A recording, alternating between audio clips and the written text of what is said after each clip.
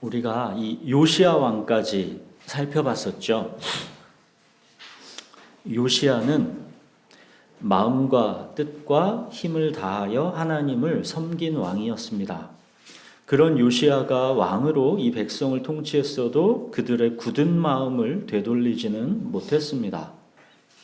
하나님은 이미 이 백성을 바벨론에게 넘겨 고통 속으로 몰아넣으실 것을 결정하셨습니다. 하나님이 요시야를 아껴서 요시야는 젊은 나이에 갑작스러운 죽음을 통해 이 비극을 보지 않게 되었죠.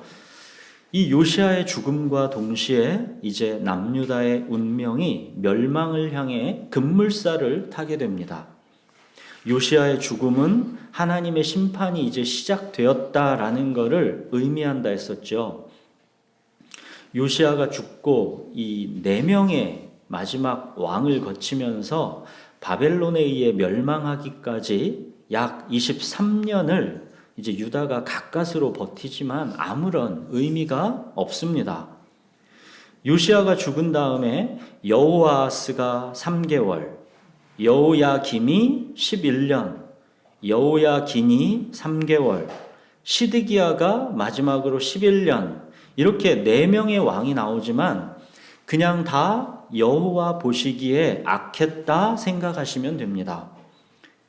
4명 중에 이 여호야긴은 요시야의 손자고 나머지 셋은 다 요시야의 아들들입니다.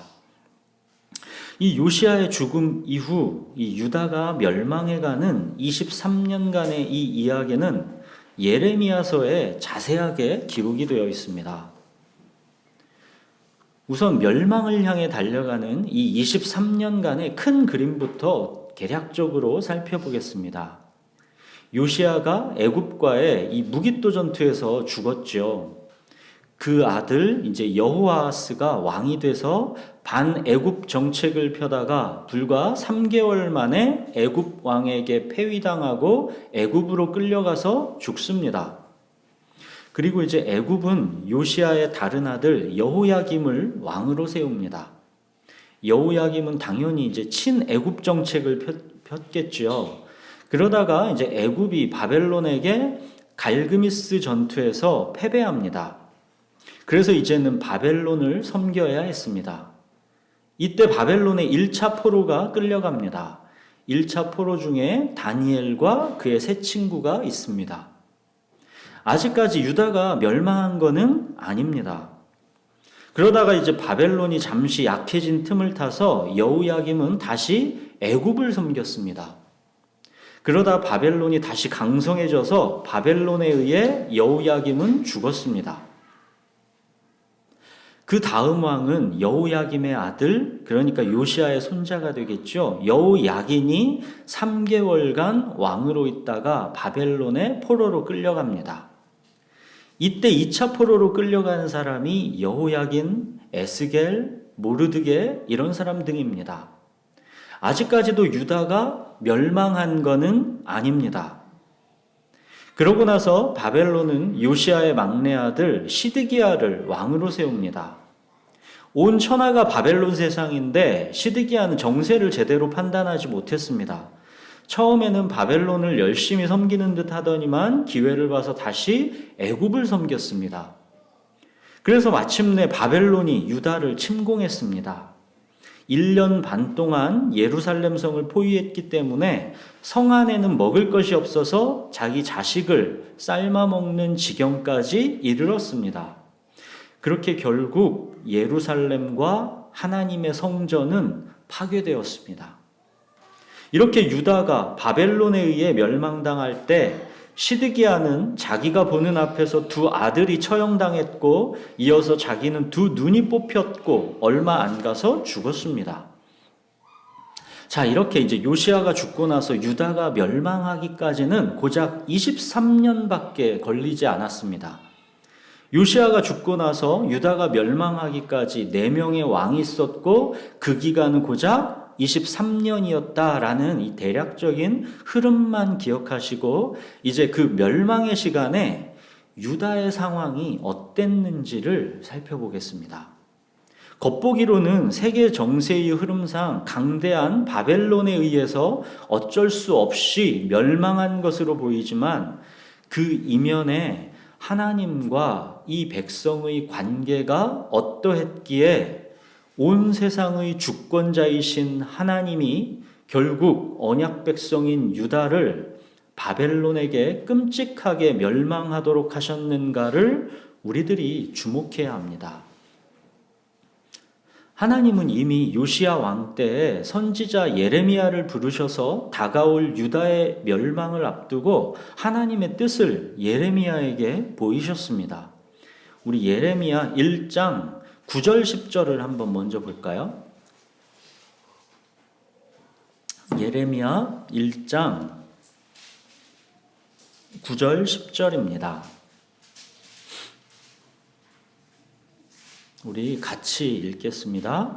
여호와께서 그의 손을 내밀어 내 입에 대시며 여호와께서 내게 이르시되 보라 내가 내 말을 내 입에 두었노라.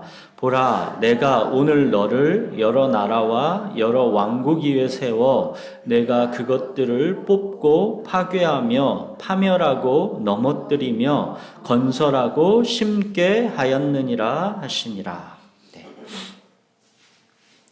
뽑고 파괴하며 파멸하고 넘어뜨리며 그 다음은 건설하고 심게입니다.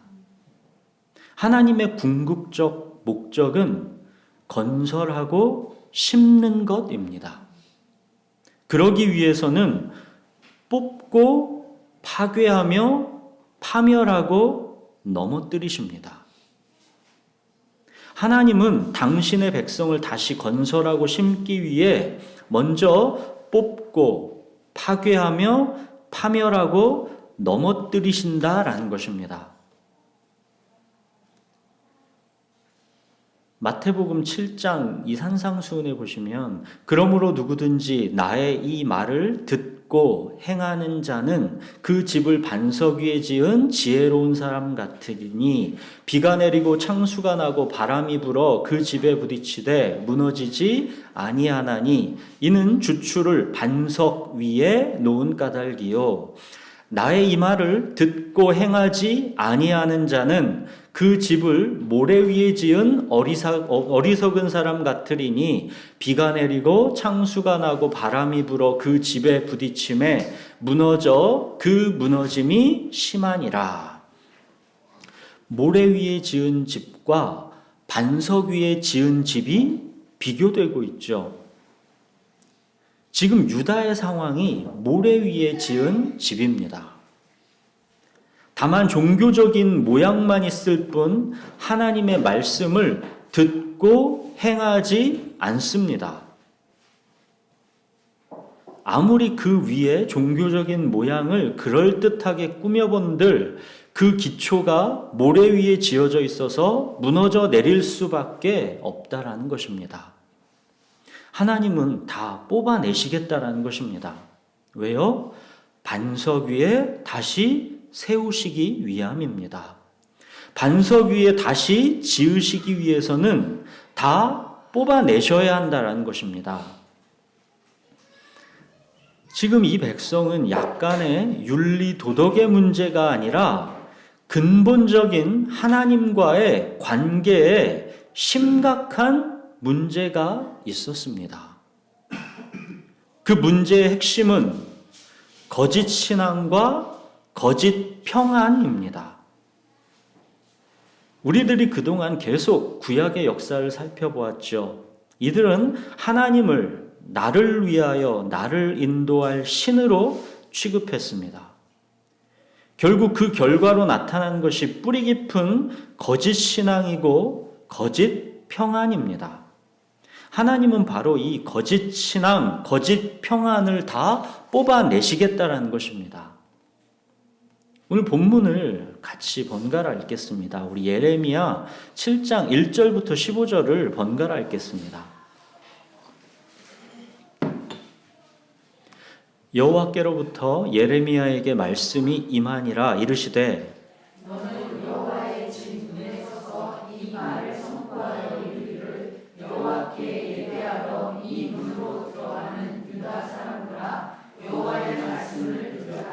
만군의 여호와 이스라엘의 하나님께서 이와 같이 말씀하시되 너희 길과 행위를 바르게 하라. 그리하면 내가 너희로 이곳에 살게 하리라. 너희는 이것이 여호와의 성전이라 여호와의 성전이라 여호와의 성전이라 하는 거짓말을 믿지 말라. 너희가 만일 길과 행위를 참으로 바르게 하여 이웃들 사이에 정의를 행하며 이방인과 고아와 과부를 압제하지 아니하며 무죄한 자의 피를 이곳에서 흘리지 아니하며 다른 신들의 교를 따라 하나를 자초하지 아니하며 내가 너희를 이곳에 살게 하리니 곧 너희 조상에게 영원 무궁토록 준 땅이니라. 보라 너희가 무익한 거짓말을 의존하는도다. 너희가 도둑질하며 살인하며 간음하며 거짓 맹세하며 바알에게 분향하며 너희가 알지 못하는 다른 신들을 따르면서 내 이름으로 일컬음을 받는 이 집에 들어와서 내 앞에 서서 말하기를 우리가 구원을 얻었나이다 하느라 이는 이 모든 가증한 일을 행하려 하리로다. 내 이름으로 일컬음을 받는 이 집이 너희 눈에는 도둑의 소굴로 보이느냐? 보라, 나 곧 내가 그것을 보았노라. 여호와의 말씀이니라. 너희는 내가 처음으로 내 이름을 둔 처소 실로에 가서 내 백성 이스라엘의 악에 대하여 내가 어떻게 행하였는지를 보라. 여호와의 말씀이니라. 이제 너희가 그 모든 일을 행하였으며 내가 너희에게 말하되 새벽부터 부지런히 말하여도 듣지 아니하였고 너희를 불러도 대답하지 아니하였느니라. 그러므로 내가 실로의 행함같이 너희가 신뢰하는 내 이름으로 일컬음을 받는 이 집 곧 너희와 너희 조상들에게 준 이곳에 행하겠고 내가 너희 모든 형제 곧 에브라임 온 자손을 쫓아낸 것 같이 내 앞에서 너희를 쫓아내리라 하셨다 할지니라. 네. 하나님의 말씀이 지금 어디에서 누구에게 선포되고 있습니까? 2절 보십시오. 너는 여호와의 집 문에 서서 이 말을 선포하여 이르기를 여호와께 예배하러 이 문으로 들어가는 유다 사람들아 여호와의 말씀을 들으라. 하나님의 성전에 예배하러 들어가는 사람들에게 선포되고 있습니다.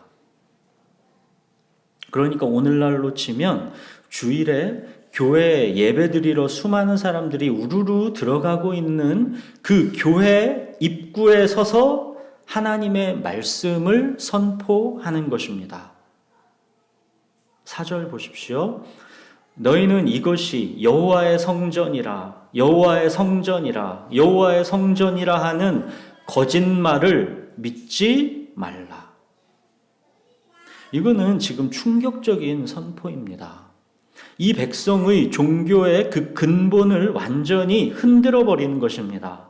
이 솔로몬이 지은 예루살렘 성전에 대해 하나님께서 뭐라고 약속하셨었습니까? 이는 내가 이미 이 성전을 택하고 거룩하게 하여 내 이름을 여기에 영원히 있게 하였음이라. 내 눈과 내 마음이 항상 여기에 있으리라. 하나님은 예루살렘의 이 하나님 성전을 택하고 거룩하게 하셨다 했습니다. 하나님의 이름을 영원히 그 성전에 있게 하였다 하셨습니다.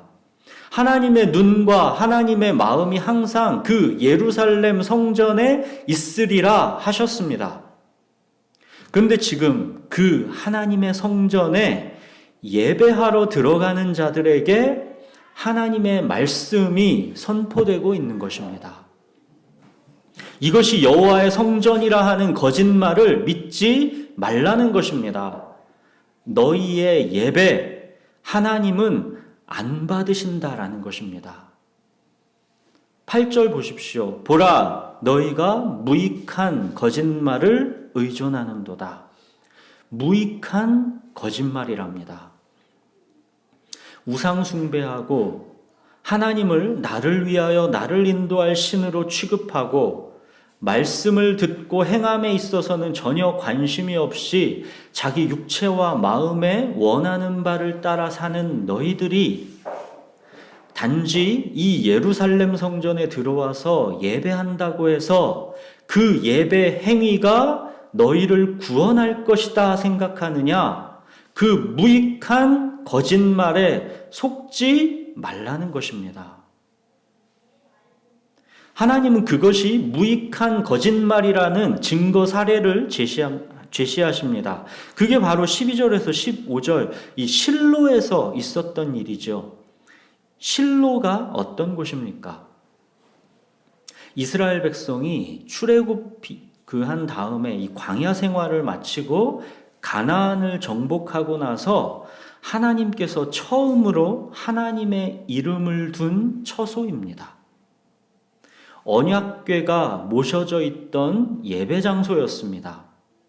이스라엘 백성에게는 모든 예배의 중심지였던 곳이 바로 이 실로입니다. 이 이야기는 이 신앙의 새 시대를 열어갈 사람이라는 제목으로 작년 6월에 설교를 한 적이 있었죠. 하나님은 엘리와 그의 두 아들 홈니와 비느하스로 대표되는 종교의 구시대를 심판하고 사무엘로 대표되는 신앙의 새 시대를 열고자 하셨습니다. 보십시오. 그때도 하나님은 종교의 구시대를 뽑고 신앙의 새 시대를 다시 심으시는 것입니다.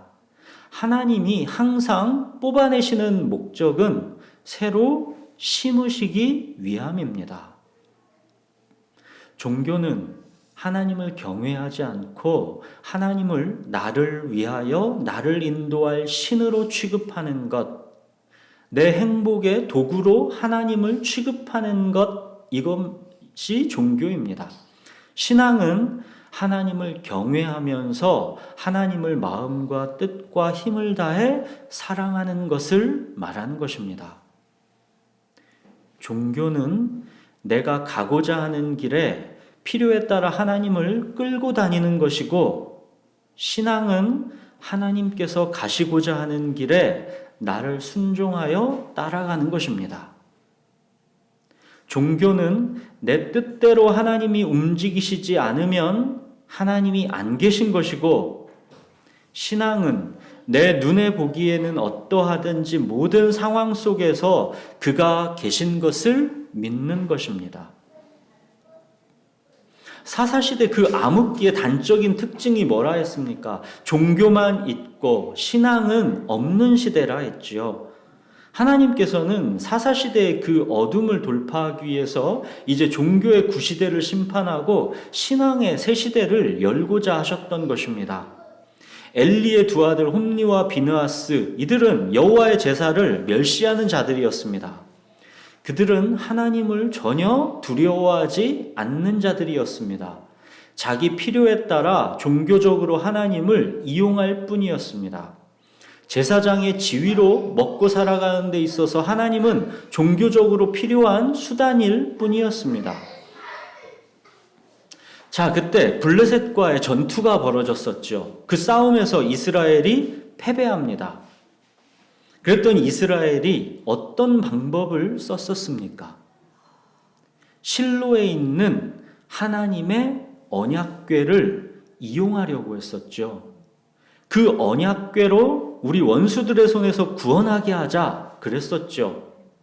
언약궤는 하나님의 임재의 상징이고 하나님의 말씀의 상징입니다. 언약궤 자체가 능력이 있는 게 아니고 하나님이 능력이 있으신 것이죠. 그런데 이들은 언약궤 자체를 종교적으로 이용할 수 있다라고 생각했던 것입니다. 그래서 그것으로, 그러니까 언약궤로 우리를 구원하게 하자 그랬던 것이죠. 하나님을 그저 나를 위하여 나를 인도할 신으로 취급했기 때문에 이런 발상이 나올 수가 있는 것입니다. 이 전투에서 하나님은 이스라엘에게 승리를 주시지 않았습니다. 언약궤를 종교적인 도구로 이용하는 것은 승리를 보장하지 않는다라는 것을 보여주는 것입니다. 오히려 이 전투에 언약궤는 빼앗겼고 엘리의 두 아들 홈니와 비느하스는 죽임을 당했습니다. 이 소식을 듣고 엘리 제사장도 죽었습니다. 하나님께서 종교의 구시대를 심판하신 것입니다. 하나님을 부적처럼 사용하는 종교는 결과가 패배였습니다. 제사장 홈리와 비느하스도 죽고 언약궤도 빼앗기고 엘리도 죽었습니다. 바로 사사시대에 그 실로에서 벌어졌던 언약궤를 이용하는 종교 행태, 하나님을 단지 나를 위하여 나를 인도할 신으로 부적 취급하는 종교 행태, 그런 일들과 똑같은 일이 지금 멸망을 향해 달려가는 유다에게서도 똑같이 벌어지고 있다는 것입니다. 이 백성들은 자기들의 역사 속에서 아무것도 배우지를 못한 것입니다. 그래서 하나님은 12절에서 말씀하시는 겁니다. 너희는 내가 처음으로 내 이름을 둔 처소 실로에 가서 내 백성 이스라엘의 악에 대하여 내가 어떻게 행하였는지를 보라. 역사에서 배우라는 것입니다. 실로에 있는 언약궤를 이용하고 하나님을 이용했지만 전쟁에서 패하고 언약궤를 빼앗기지 않았느냐? 하나님이 함께 하시지 않고 버리시지 않았느냐? 그 말씀입니다. 14절 보십시오. 그러므로 내가 실로에 행함같이 너희가 신뢰하는 바 내 이름으로 일컬음을 받는 이 집 곧 너희와 너희 조상들에게 준 이곳에 행하겠고, 실로를 버렸던 것처럼 예루살렘 이곳 하나님의 성전도 하나님이 버리시겠다라는 뜻입니다. 15절 보십시오. 내가 너희의 모든 형제 곧 에브라임 온 자손을 쫓아낸 것 같이 내 앞에서 너희를 쫓아내리라 하셨다 할지니라. 에브라임, 그러니까 북이스라엘을 멸망시켰던 것 같이 너희 남유다도 쫓아내 버리시겠다라는 말씀입니다. 하나님은 이 백성을 다시 심으시기 위해 먼저 철저하게 이 백성을 뽑아내시겠다라는 것입니다. 사랑하는 여러분, 하나님께서 진노하셔서 뽑아내시는 일, 이런 일들이 예전 사사시대의 그 실로에서만 있던 일이고 또 남유다의 그 예루살렘에서만 있던 일입니까? 지금 오늘날의 우리 시대에는 결코 있을 수 없는 일들입니까? 오늘 본문에 하나님의 이 진노의 말씀이 여호와의 성전으로 예배하러 들어가는 자들에게 선포되었다라는 것을 잊지 마십시오. 이것이 여호와의 성전이라, 여호와의 성전이라, 여호와의 성전이라 하는 거짓말을 믿지 말라 하십니다. 그런 무익한 거짓말을 의존하지 말라 하십니다. 종교가 너희를 구원할 것이다라고 믿지 말라는 것입니다. 그거는 무익한 거짓말이라는 것입니다. 10절 보십시오. 10절. 내 이름으로 일컬음을 받는 이 집에 들어와서 내 앞에 서서 말하기를 우리가 구원을 얻었나이다 하느냐. 이는 이 모든 가증한 일을 행하려 함이로다.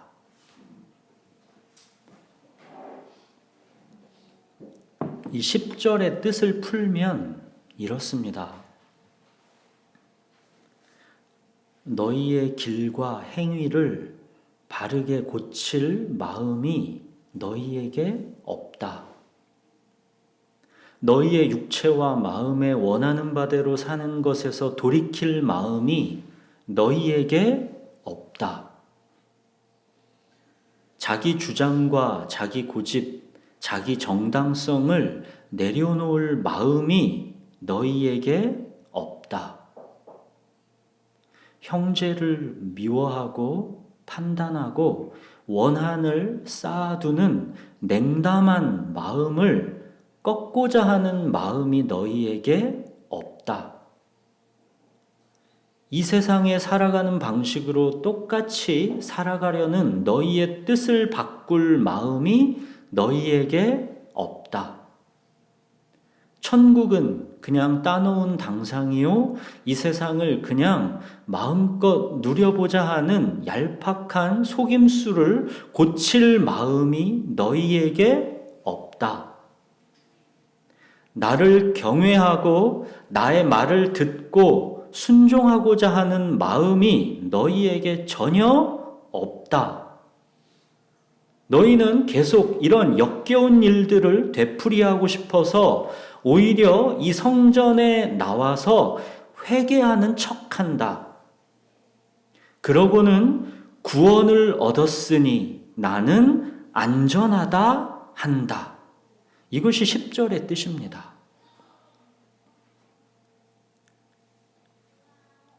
11절 보십시오. 내 이름으로 일컬음을 받는 이 집이 너희 눈에는 도둑의 소굴로 보이느냐? 보라, 나 곧 내가 이것을 보았노라. 여호와의 말씀이니라. 여러분, 하나님의 실망과 진노가 느껴지십니까? 자, 그런데 예레미야의 입을 통해 선포된 이 하나님의 말씀이 백성들의 귀에, 예배하러 들어가는 자들의 귀에 들렸을까요? 예레미야의 이 성전 설교에 대한 백성들의 반응은 26장에 나옵니다. 참고로 예레미야는 시간 순서대로 기록된 책이 아닙니다. 우리 26장 7절에서 9절을 한번 보십시오. 쭉 넘겨서 26장 7절에서 9절에 보시면 예레미야의 이 선포에 대한 백성들의 반응이 나옵니다. 제가 읽겠습니다. 예레미야가 여호와의 성전에서 이 말을 하매 제사장들과 선지자들과 모든 백성이 듣더라. 예레미야가 여호와께서 명령하신 말씀을 모든 백성에게 전하기를 마침에 제사장들과 선지자들과 모든 백성이 그를 붙잡고 이르되 내가 반드시 죽어야 하리라. 어찌하여 내가 여호와의 이름을 의지하고 예언하여 이르기를 이 성전이 실로 같이 되겠고 이 성이 황폐하여 주민이 없으리라 하느냐 하며 그 모든 백성이 여호와의 성전에서 예레미야를 향하여 모여드니라. 이 백성은 하나님의 말씀이 안 들렸죠. 안 들렸습니다. 제사장들과 선지자들과 모든 백성이 예레미야를 붙잡고 죽이려고 했습니다. 여호와의 성전을 모독했다라는 것입니다. 우리는 하나님의 택한 백성이요 이곳은 하나님의 성전인데 예레미야가 거짓으로 말했다라는 것입니다. 이 시대가 이렇게 눈이 어두웠습니다. 거기에는 거짓 선지자들이 한몫했습니다. 우리는 하나님의 백성이다. 하나님이 우리를 택하셨다. 하나님이 우리를 반드시 지키신다. 안심해라. 평안해라. 거짓 선지자들이 그 시대에 이러고 돌아다녔습니다. 하나님께서 주시지도 않은 말씀을 마치 하나님께 받은 말씀처럼 떠들고 다녔습니다. 백성들은 듣고 싶은 말만 듣습니다. 모든 것이 잘 될 거라는 말만 듣고 싶어 합니다. 우리에게는 예루살렘 성전이 있다. 우리에게는 다윗 언약이 있다. 히스기야 왕 때 아수르 대군 18만 5천 명을 하루아침에 전멸시킨 우리 하나님이 아니신가? 하나님은 항상 우리를 위하신다. 그 누구도 우리를 곤경에 빠뜨리지 못한다. 이렇게 다들 거짓 평안 속에서 살았습니다. 하나님은 무조건 당신의 백성을 지킬 것이기 때문에 우리는 육체와 마음의 원대로 마음껏 살아도 되고 다만 가끔 여호와의 성전에 나와서 제사 드리면 다 해결된다라고 생각했습니다. 그렇게 예배드리고 나면 또다시 마음껏 멋대로 살아도 되는 티켓을 얻은 것이나 마찬가지였던 것이죠.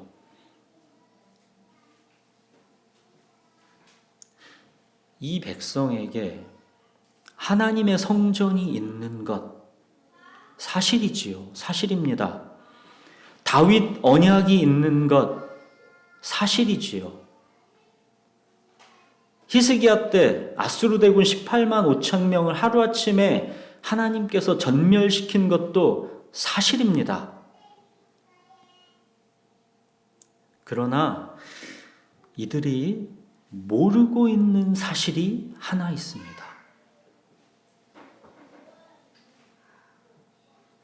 이 백성들은 자기들이 진정 하나님께 어떤 존재인지를 몰랐습니다.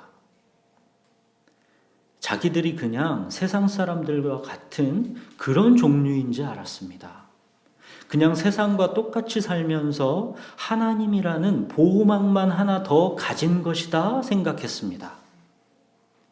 하나님의 백성이라는 존재가 그렇게 가볍고 천박한 것이 아니다라는 사실을 그들은 몰랐습니다. 이 백성은 하나님께는 생명같이 소중하다라는 것입니다. 하나님은 이 백성이 이 모양으로 살아가는 것을 결코 두 눈 뜨고 보시지 않는다는 것입니다. 이 백성은 동네 거지의 아들이 아니라 왕의 아들입니다. 동네 거지의 아들과 왕의 아들은 요구되는 삶의 품격이 완전히 다릅니다. 동네 거지의 아들과 왕의 아들은 그 죄에 대해 다루어지는 징계가 천지 차이입니다. 동네 거지는 막 살아도 됩니다. 그러나 왕의 아들에게는 품격이 요구됩니다. 이 백성은 왕 같은 제사장으로서의 사명이 있어서 온 세상에 복이 되기 위해서 이 땅에 존재하는 것입니다. 그 품격을 잃어버리면서 하나님은 다 그렇다면 뽑아내신다라는 것이죠.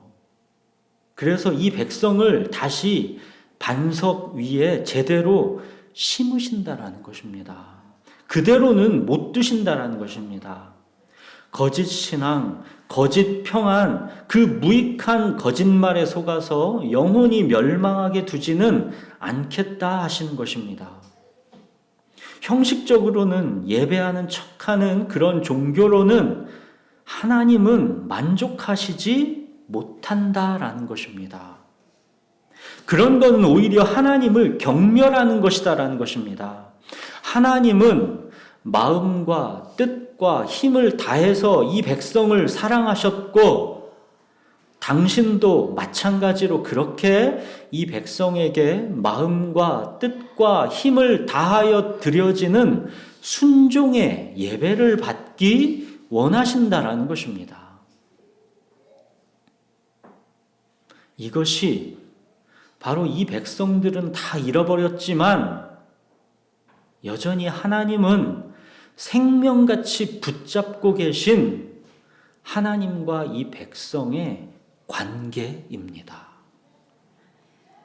이 백성들은 하나님을 그냥 나를 위하여 나를 인도할 신으로 부적 취급했지만 하나님은 이 백성과의 관계를 끝까지 놓지 않으시는 것입니다. 그래서 그냥 내버려 두시지 않는 것입니다. 그냥 내버려 둘 수가 없는 것입니다. 그래서 진노하시고 분노하시고 다 뽑고 파괴하고 파멸시키는 것입니다. 왜요? 다시 심으시고 건설하시겠다는 것입니다. 사랑하는 여러분, 거짓 신앙, 거짓 평안, 이것이 왜 그 옛날만 있는 일이고 오늘날에는 없겠습니까? 지금 우리 시대의 기독교를 가장 정확하게 표현하는 말은 아마도 이 거짓 신앙, 거짓 평안일 것입니다. 하나님은 이런 거짓 신앙, 거짓 평안을 그냥 가만히 놔두시지 않겠다라는 것입니다. 다 뽑아내시겠다라는 것입니다. 사랑하는 여러분, 종교로 숨으면 안 됩니다. 예배로 숨으면 안 됩니다. 인간이 얼마나 교묘한지 하나님의 말씀에 대한 순종의 책임을 피하기 위해서 자기를 부인하는 자아의 죽음을 피하기 위해서 종교와 예배로 숨어버리는 경우가 참으로 많습니다. 나의 길과 행위를 바르게 해야 하는 하나님의 백성으로서의 마땅히 애써야 할 이 품격을 외면하고 그냥 종교와 예배의 거짓 평안 속으로 숨어버리면 안 됩니다. 예수님이 분명히 말씀하시지 않았습니까? 나더러 주여 주여 하는 자마다 다 천국에 들어갈 것이 아니요 다만 하늘에 계신 내 아버지의 뜻대로 행하는 자라야 들어가리라. 이것은 우리 행위의 완전함을 구원의 조건으로 요구하시는 말씀이 아닙니다. 우리가 하나님의 자녀가 맞다면 마땅히 그 품격에 맞는 삶으로 응답하게 되어 있다라는 것을 말씀하시는 것입니다. 이것이 바로 예수 그리스도라는 반석 위에 집을 지은 자입니다. 사랑하는 여러분, 여호와의 성전이라 여호와의 성전이라 여호와의 성전이라 하는 거짓말을 믿지 마십시오. 종교와 예배의 모양 뒤로 자기를 숨기면 안 됩니다. 예배의 핵심이요 본질은 순종입니다. 자기를 부인하고 주를 따르는 순종, 이 진정한 예배자의 마음은 자, 그렇다면 어디서 나오는 것일까요? 어디에서 자기를 부인하고 주님을 따르는 순종, 이 진정한 예배자의 마음이 시작되는 것일까요? 상한 마음입니다. 항아리가 깨어져 산산조각 나버린 것처럼 그 마음이 완전히 부서져서 아무런 자기 의도 담을 수 없게 된 마음, 그 어떤 자기 주장, 자기 고집, 자기 정당성, 어떤 자기의 힘, 이런 거를 내세울 수 없게 된 마음, 그것이 바로 상한 마음입니다. 이 상한 마음을 가장 잘 보여주는 그림이 바로 간음하다가 현장에서 붙잡힌 여인입니다. 간음하다 현장에서 붙잡힌 여인을 생각해 보십시오. 그 상황을 여러분이 다 생각하고 한번 생각해 보십시오. 모든 수치와 정죄가 그녀에게 쏟아졌습니다. 그녀를 둘러싼 모든 사람들이 지금 돌을 들고 서 있습니다. 그녀는 당신이 어찌 나에게 돌을 드는가라고 저항할 수 없습니다. 아무런 원망도, 아무런 변명도 할 수 없습니다. 그냥 죽는 것이 마땅하다라는 것을 자기도 이제 압니다. 그런 그녀를 예수님께서 용서해 주셨습니다. 너를 정죄하지 않는다. 가서 다시는 죄를 범하지 말라. 그러셨지요. 얼마 후에 예수님은 십자가에서 당신께서 이 직접 돌에 맞아 죽어야 했던 이 여인의 모든 죄의 값을 치르셨습니다. 생각해 보십시오. 앞으로 이 여인의 마음에 이것이 여호와의 성전이다, 여호와의 성전이다, 여호와의 성전이다 하는 거짓 신앙과 거짓 평안이 있었겠습니까? 예수님의 옷자락 끄트머리 붙잡고 아무런 자기 주장, 자기 고집 남아있지 않은 상한 마음의 예배자로 나올 수밖에 없지 않았겠습니까?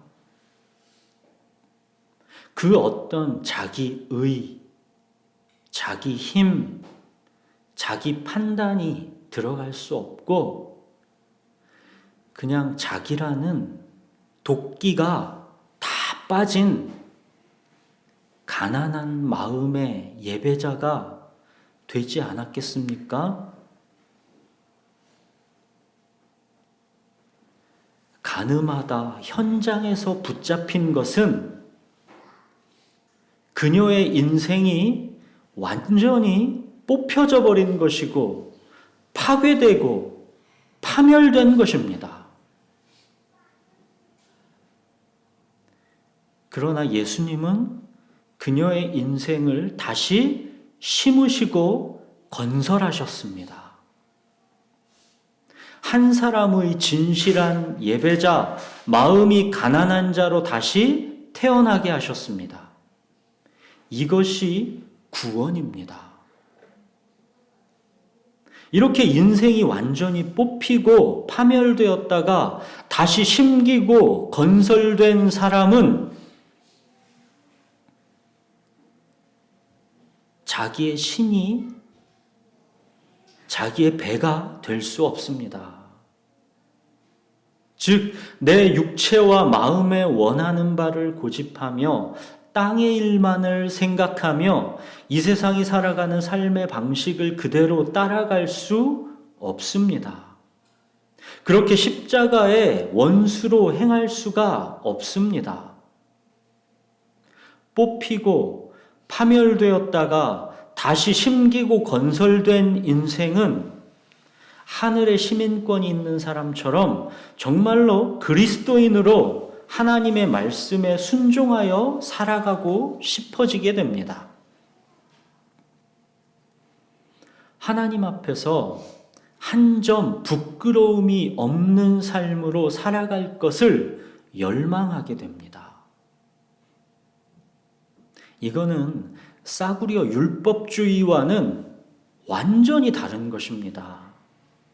자기의, 자기 자랑과는 완전히 다른 것입니다. 도무지 힘이라는 게 자기한테 들어갈 수가 없는 것입니다. 오직 주님만을 원하고 더 원하기 때문에 그 주님을 향한 갈망 때문에 잎새 이는 바람에도 괴로운 것입니다. 윤동주의 시 서시 아시죠? 서시 제가 읽겠습니다.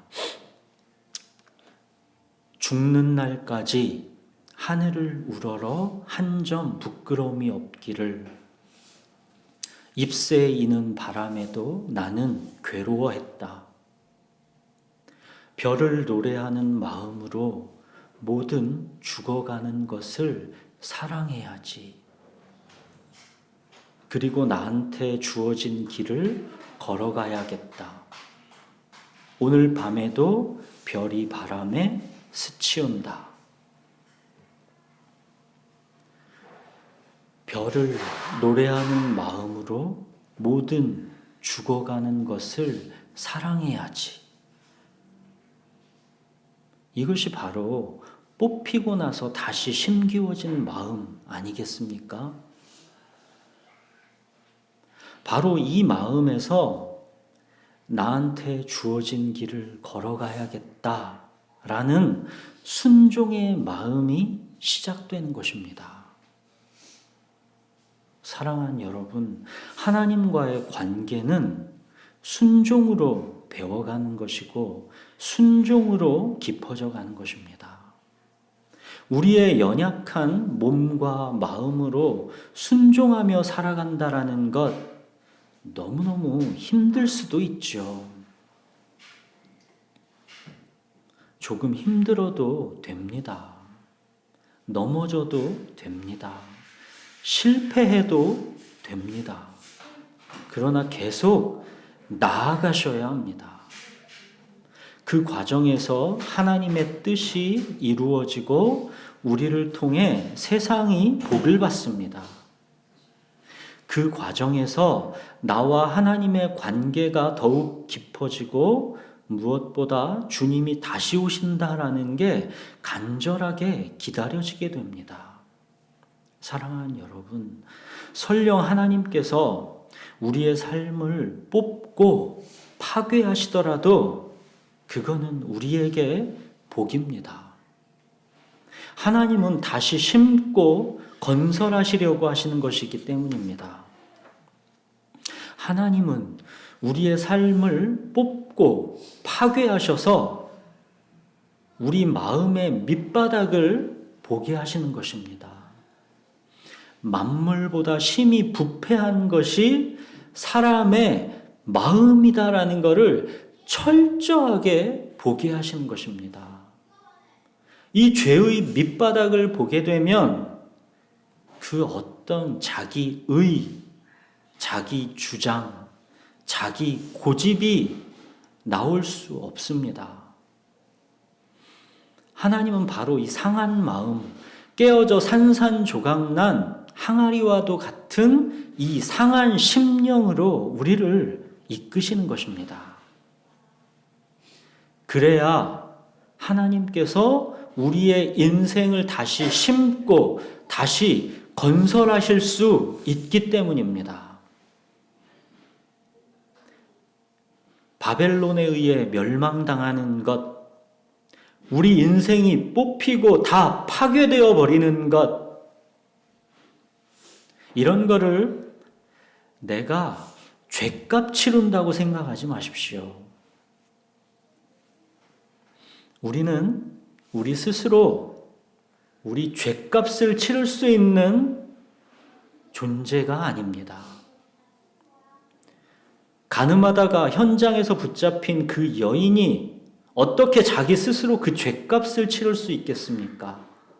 우리의 죗값은 오로지 하나님께서 독생자 예수 그리스도를 십자가에 못 박으셔서 치르셨습니다. 다른 길은 없습니다. 우리 인생이 뽑히고 파괴되는 것은 우리가 죗값 치르는 과정이 아니고 하나님께서 우리를 다시 심고 건설하기 위한 은혜의 시간입니다. 이것은 우리 죄인들에게 베푸시는 하나님의 신묘막측한 은혜입니다. 하나님은 창세전에 택한 그 인생 안에서 착한 일을 이미 시작하셨고 그 일을 그리스도 예수의 날까지 반드시 이루십니다. 이것이 바로 결코 정죄함이 없고 그 무엇도 하나님의 사랑에서 끊을 수가 없는 그 위대한 괄호 속에 묶인 삶입니다. 사랑하는 여러분, 우리가 하나님께 얼마나 소중하고 영광스러운 존재인지를 한순간도 잊지 마십시오. 우리는 택하신 족속이요 왕같은 제사장입니다.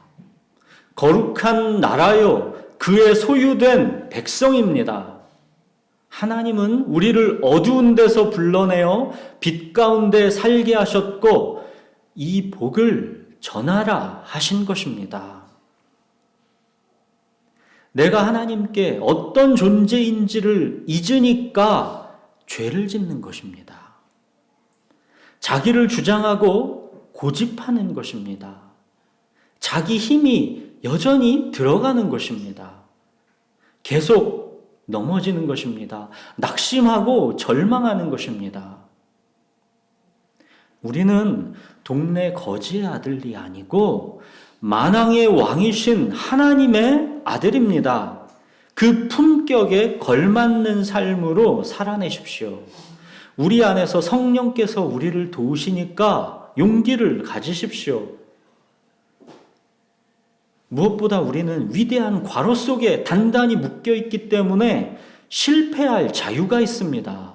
아무것도 우리를 정죄할 수 없습니다. 아무것도 우리를 하나님의 사랑에서 끊을 수 없습니다. 그리고 그 놀라운 이 복은 모두 다 언제나 우리 주 그리스도 예수 안에서입니다. 사랑하는 여러분, 예수님이 나의 구원자요 주님이시다라는 것을 진정 여러분이 믿으신다면 이것이 여호와의 성전이다 하는 거짓 신앙, 거짓 평안에 의존해서 종교와 예배에 가면 뒤로 자기 주장과 자기 고집을 숨겨두지 마시고 오히려 하나님의 말씀이 살아서 역사하여 내 속을 다 뽑고 파괴하며 파멸하고 넘어뜨릴 수 있도록 상한 마음의 예배자로 나오십시오. 그리하여 하나님께서 당신의 자녀로서의 품격에 맞도록 나를 다시 심고 건설하시는 그 주권과 섭리를 바라보시며 감사와 찬송을 돌리십시오. 우리 기도하겠습니다.